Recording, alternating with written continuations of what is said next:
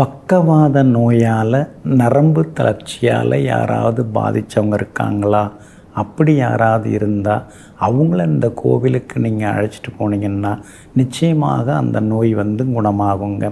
அவங்க வர முடியலைன்னாலும் அவங்களுக்காக அவங்க வீட்டில் இருக்கக்கூடிய உறவினர்கள் அல்லது அவங்க நலன் விரும்பிகள் யாராவது இங்கே இருக்கக்கூடிய கோவிலுக்கு சென்று வழிபட்டாலே அந்த நோய் படிப்படியாக குறைய ஆரம்பிக்கும்.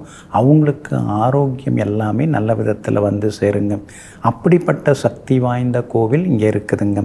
அதே மாதிரி ஜாதகம் சரியில்லை, தசாபுத்தி சரியில்லை, நேரங்காலம் சரியில்லை, எங்கே போனாலும் எதுவும் நடக்க மாட்டேங்குது, தடைப்படுது, எதிரிகள் இருக்காங்க, ஜாதகமே பலவீனமாயிடுச்சோன்னு பயமாக இருக்குது, அல்லது யாராவது ஏதாவது கட்டு போட்டுட்டாங்களா அப்படின்னு ஒரு சந்தேகம் இருக்குது, ஜோசியரை கேட்டால் நேரம் நல்லா இருக்குதுங்கிறாரு, ஆனால் எதுவும் நல்லதாக நடக்க மாட்டேங்குது, அப்போ ஏதோ ஒரு தடங்கல்கள் இருக்குது அப்படின்னு நினைக்கிறவங்களும் இந்த கோவிலுக்கு போகலாங்க. இந்த கோவிலுக்கு போயிட்டு அதை ஒரு செப்பு தகட்டில் உங்கள் ஜாதகத்தை எழுதி அதை முருகப்பெருமானுடைய பாதத்தில் கொண்டு போய் வைக்கிறாங்க. சிலர்லாம் அவங்க என்ன ராசியோ அந்த ராசி சின்னம் இருக்கு இல்லைங்களா? இப்போ கன்னி ராசி அப்படின்னா பெண் பதித்த அந்த சின்னம், துளராசினா தராசு பதித்த அந்த ராசி சின்னம் இருக்கு இல்லைங்களா?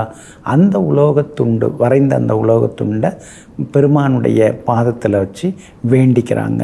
அது மாதிரி வேண்டிக்கிறது மூலமாக அவங்க ஜாதகத்தில் இருக்கக்கூடிய தோஷங்கள் அதெல்லாமே விலகுதுங்க. இப்படி சக்தி வாய்ந்த பெருமானுடைய கோவில், ரொம்ப அற்புதமான கோவில் ஸ்ரீ பாலசுப்பிரமணியர் கோவில். இந்த பாலசுப்பிரமணியர் கோவில் ரொம்ப ரொம்ப சக்தி வாய்ந்த கோவிலாக இருக்குதுங்க. பழமையான கோவிலாக இருக்குதுங்க. இங்கே இருக்கக்கூடிய முருகப்பெருமான் மிகப்பெரிய சக்தி வாய்ந்தவராக இருக்கிறாரு.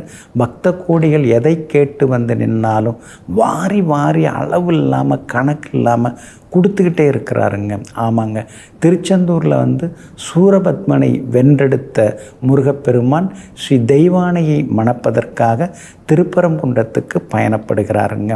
அப்படி பயணப்படும் பொழுது இதுக்காக அகத்தியர் இந்த மலை மேலே உட்கார்ந்து முருகப்பெருமான் சூரசம்ஹாரம் செய்துட்டு வருவார்.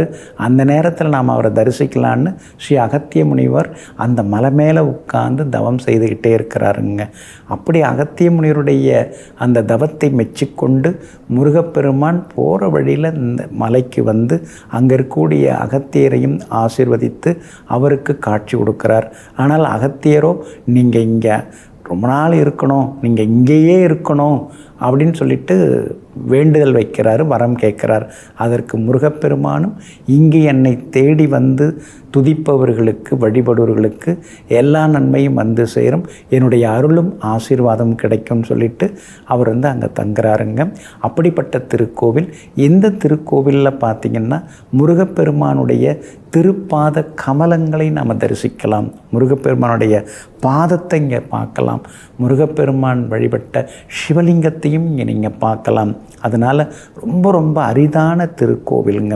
இந்த திருக்கோவிலில் பார்த்திங்கன்னா முருகப்பெருமான் தன்னுடைய அந்த ஜடாமுடி இருக்கு இல்லைங்களா, அதை ஒரு கிரீடம் போல் அப்படியே தலையில் சுருட்டி வச்சுட்டு காட்சி கொடுக்குறார்.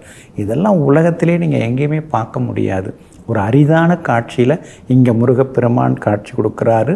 அதே மாதிரி அவர் இருக்கக்கூடிய குன்றின் பெயர் சக்தி மலை. இன்னொரு பக்கம் இருக்கிறது இடதுபுறம் இருக்கிறது சிவன் மலைங்க.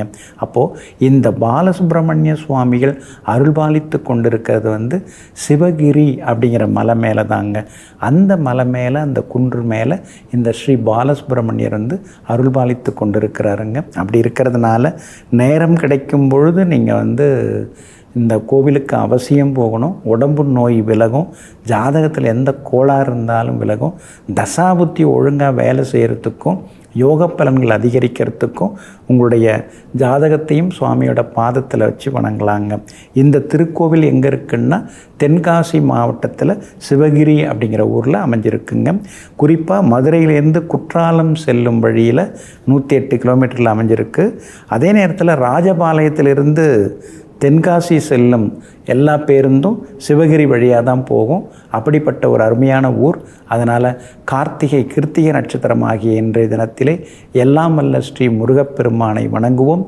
எல்லா நன்மைகளையும் பெறுவோம். நெஞ்சிற்கினியவர்களே, புந்தி வாரம் ஆகிய இன்றைய நாள் உங்களுக்கு புகழையும் பொருளையும் அள்ளித்தரும் ராசியான நாளாக அமையட்டும். மீண்டும் நாளை காலை புத்தாண்டு சிறப்பு ராசி பலன் நிகழ்ச்சியில் சந்திப்போம். நன்றியுடன் உங்கள் ஜோதிட முனைவர் KP வித்யாதரன். வணக்கம்.